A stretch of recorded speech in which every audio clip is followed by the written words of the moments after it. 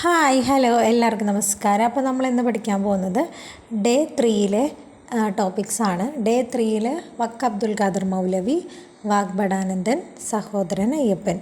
അപ്പോൾ നമ്മൾ 100 ദിവസത്തെ ഒരു ചലഞ്ച് തുടങ്ങിയിരിക്കുകയാണ്. അതിൽ 2 ദിവസം സക്സസ്ഫുള്ളി കംപ്ലീറ്റ് ചെയ്തു എന്ന് വിചാരിക്കുന്നു. അപ്പോൾ ഡേ 3 ഈ പറഞ്ഞ 3 നവോത്ഥാന നായകന്മാരും കൂടെ നമ്മൾ പഠിക്കാൻ പോകുന്നത് SCERT സോഷ്യൽ 5ാം ക്ലാസ്സിലെ 1ാമത്തെ ചാപ്റ്ററാണ്. അപ്പോൾ അതിൻ്റെ ആ ക്ലാസ്സിൻ്റെ വീഡിയോയുടെ ലിങ്ക് ഞാൻ ഫസ്റ്റ് കമൻറ്റിൽ കൊടുക്കാം. അതുപോലെ 100 ദിവസത്തെ എങ്ങനെയാണ് നമ്മൾ പ്ലാൻ ചെയ്തിരിക്കുന്നത്, എന്തൊക്കെ പഠിക്കാനാണ് 100 ദിവസം കൊണ്ട് പ്ലാൻ ചെയ്തിരിക്കുന്നത് എന്നുള്ള ഡീറ്റെയിൽഡ് വീഡിയോയും നമ്മൾ ഓൾറെഡി ചെയ്തിട്ടുണ്ട്. അപ്പോൾ ആദ്യമായിട്ട് കാണുന്നവർക്കാണെങ്കിൽ ആ ഒരു വീഡിയോയും കൂടി കാണണം നിങ്ങൾ. അതിന് വേണ്ടിയിട്ട് ആ വീഡിയോയുടെ ലിങ്കും ഫസ്റ്റ് കമൻറ്റിൽ കൊടുത്തേക്കാം. ഓക്കെ, അപ്പോൾ നമുക്ക് ഡേ 3 ടോപ്പിക്സിലേക്ക് പോവാം.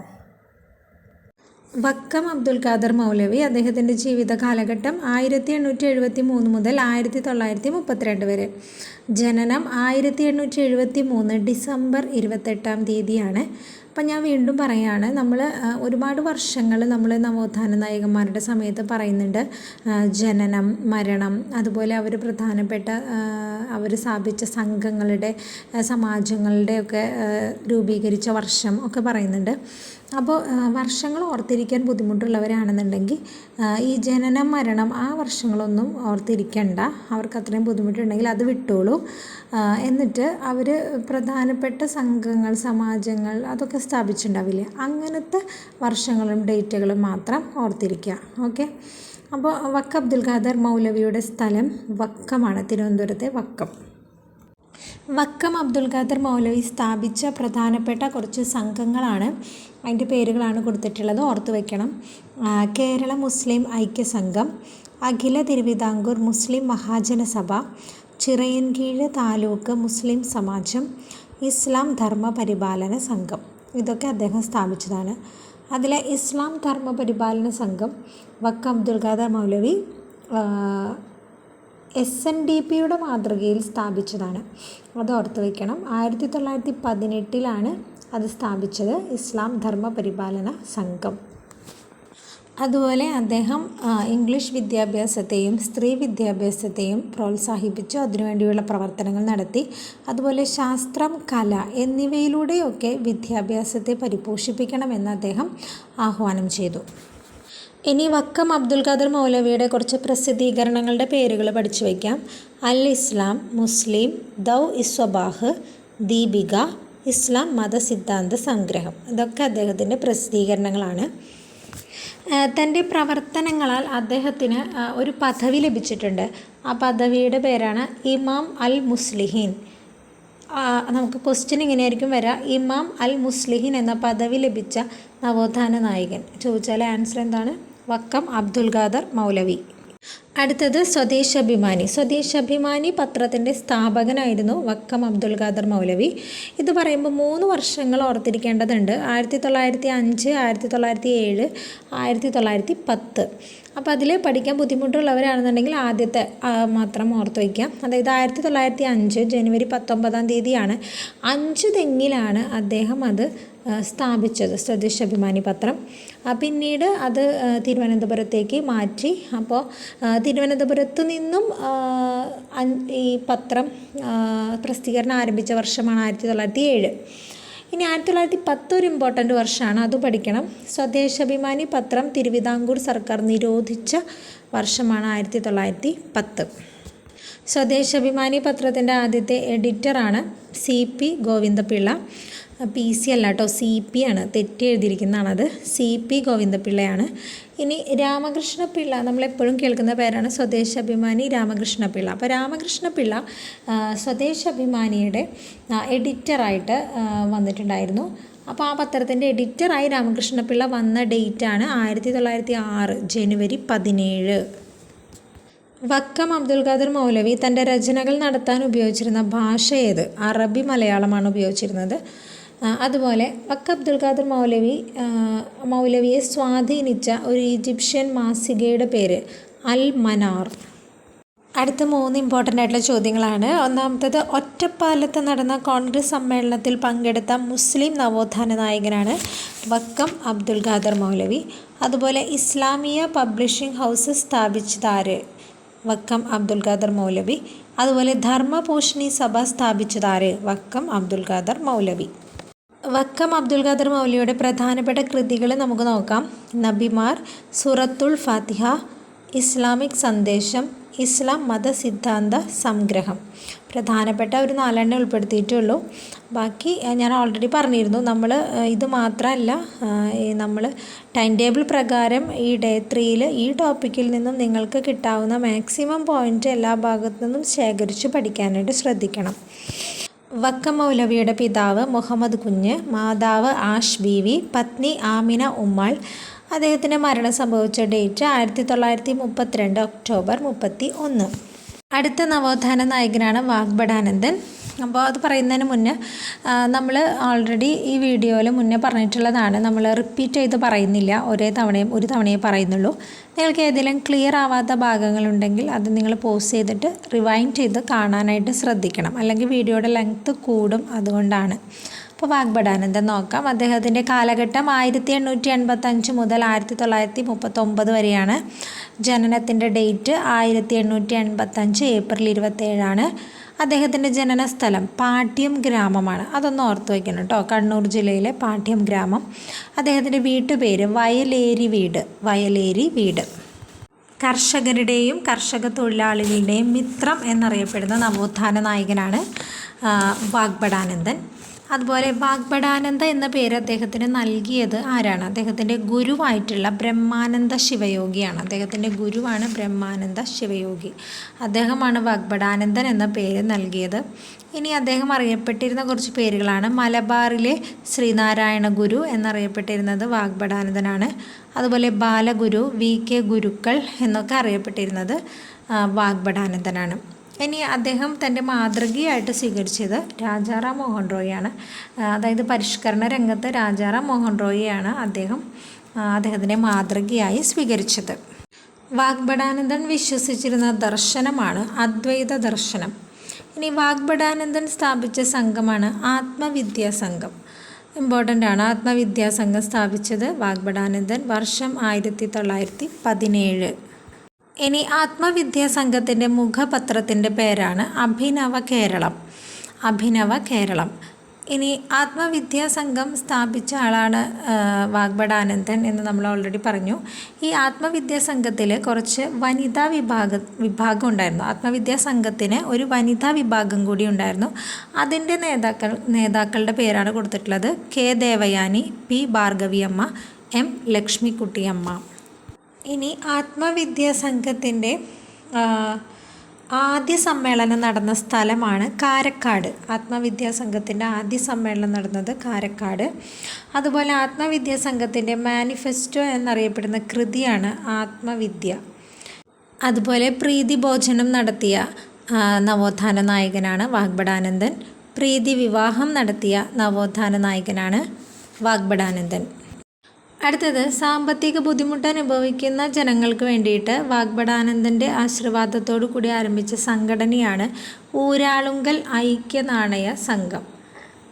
ഊരാളുങ്കൽ കൂലിവേലക്കാരുടെ പരസ്പര സഹായ സംഘം എന്ന പേരിൽ കർഷക സംഘടന വാഗ്ഭടാനന്ദൻ മുന്നേ സ്ഥാപിച്ചിരുന്നു. എന്തായിരുന്നു പേര്? ഊരാളുങ്കൽ കൂലിവേലക്കാരുടെ പരസ്പര സഹായ സംഘം. അത് സ്ഥാപിച്ചത് വാഗ്ഭടാനന്ദനായിരുന്നു.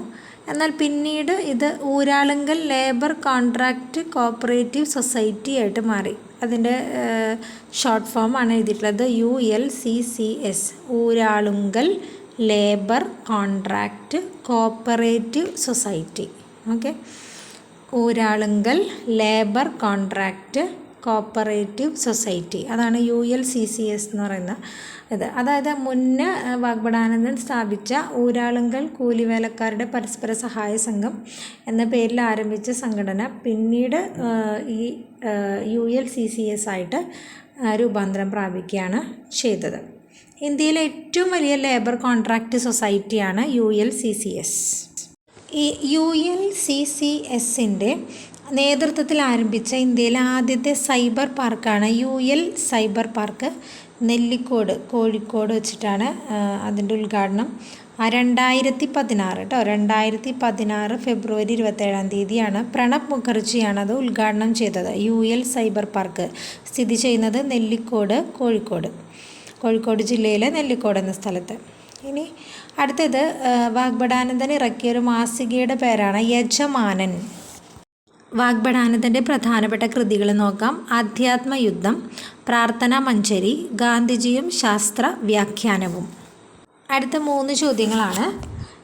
നിർഗുണോപാസന എന്ന ആരാധനാ രീതി അവലംബിക്കാൻ നിർദ്ദേശിച്ച നവോത്ഥാന നായകനാണ് വാഗ്ഭടാനന്ദ. അതുപോലെ അദ്ദേഹം സ്ഥാപിച്ച ഒരു യോഗശാലയായിരുന്നു രാജയോഗാനന്ദ കൗമുദി യോഗശാല. ഓക്കെ, കോഴിക്കോടാണത് സ്ഥാപിച്ചത്. ഇനി വാഗ്ഭടാനന്ദൻ കോഴിക്കോട് സ്ഥാപിച്ച സംസ്കൃത പഠന കേന്ദ്രം തത്വപ്രകാശിക ആശ്രമം കോഴിക്കോട് ജില്ലയിലെ കാരപ്പറമ്പിലാണ് വാഗ്ഭടാനന്ദൻ സ്ഥാപിച്ച സംസ്കൃത പഠന കേന്ദ്രമാണത്. വാഗ്ഭടാനന്ദൻ ഇറക്കിയ 2 മാസികകളാണ് ആത്മവിദ്യാ കാഹളം, ശിവയോഗി വിലാസം.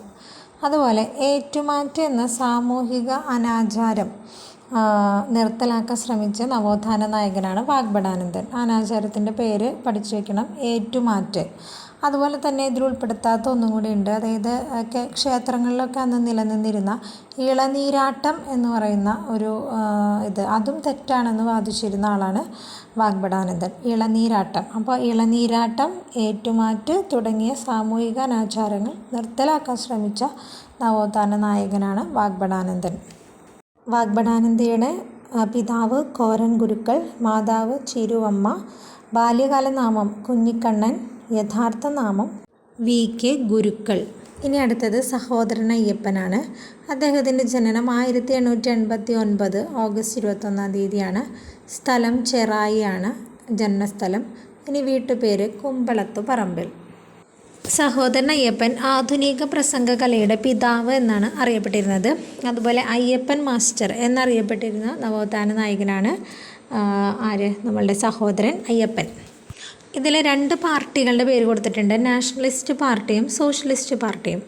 ഇതിലെ നാഷണലിസ്റ്റ് പാർട്ടി സഹോദരൻ അയ്യപ്പൻ്റെ ആദ്യകാല രാഷ്ട്രീയ പാർട്ടിയാണ് നാഷണലിസ്റ്റ് പാർട്ടി. പിന്നീട് സഹോദരൻ അയ്യപ്പൻ 1938 സ്ഥാപിച്ച രാഷ്ട്രീയ പാർട്ടിയാണ് സോഷ്യലിസ്റ്റ് പാർട്ടി.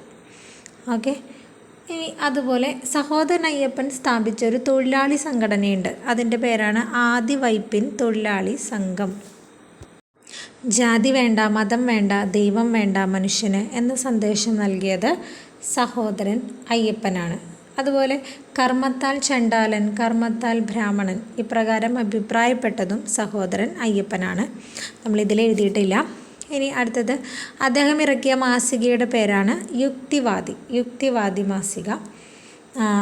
സഹോദരൻ അയ്യപ്പൻ സ്ഥാപക എഡിറ്ററായിട്ട് പ്രസിദ്ധീകരണം ആരംഭിച്ച ഒന്നാണ് സഹോദരൻ അയ്യപ്പൻ്റെ യുക്തിവാദി മാസിക കേട്ടോ, യുക്തിവാദി മറക്കരുത്. ഇനി സഹോദരൻ അയ്യപ്പൻ സ്ഥാപിച്ച സംഘമാണ് സഹോദര സംഘം. 1917 ഇത് സ്ഥാപിതമായത്. മിശ്രവിവാഹവും മിശ്രഭോജനവും വഴി ജാതി നശീകരണം സംഭവിക്കണം എന്നൊക്കെയായിരുന്നു ഈ സഹോദര സംഘത്തിൻ്റെ ലക്ഷ്യം എന്ന് പറയുന്നത്. അപ്പോൾ ഈ ലക്ഷ്യങ്ങളൊക്കെ നിറവേറ്റാൻ വേണ്ടിയിട്ട് സഹോദര സംഘത്തിൻ്റെ നേതൃത്വത്തിൽ ജാതി വ്യവസ്ഥയ്ക്കെതിരെ നടത്തിയ ഒരു പ്രക്ഷോഭം ഉണ്ടായിരുന്നു. ആ പ്രക്ഷോഭത്തിൻ്റെ പേരാണ് ജാതി രാക്ഷസ ദഹനം. ഓക്കെ, ഇനി അടുത്തത് ഈ സഹോദരൻ അയ്യപ്പൻ്റെ ഒരു മുഖപത്രമുണ്ട്, സഹോദരൻ എന്ന് പറയുന്ന പത്രമാണ് അദ്ദേഹത്തിൻ്റെ പത്രം സഹോദരൻ. അത് ഈ സഹോദര സംഘം സ്ഥാപിച്ചില്ലേ, ആ സഹോദര സംഘത്തിൻ്റെ മുഖപത്രമാണ് സഹോദരൻ. അത് മട്ടാഞ്ചേരിയിലാണ് അതിൻ്റെ പത്രം ആരംഭിച്ച സ്ഥലം.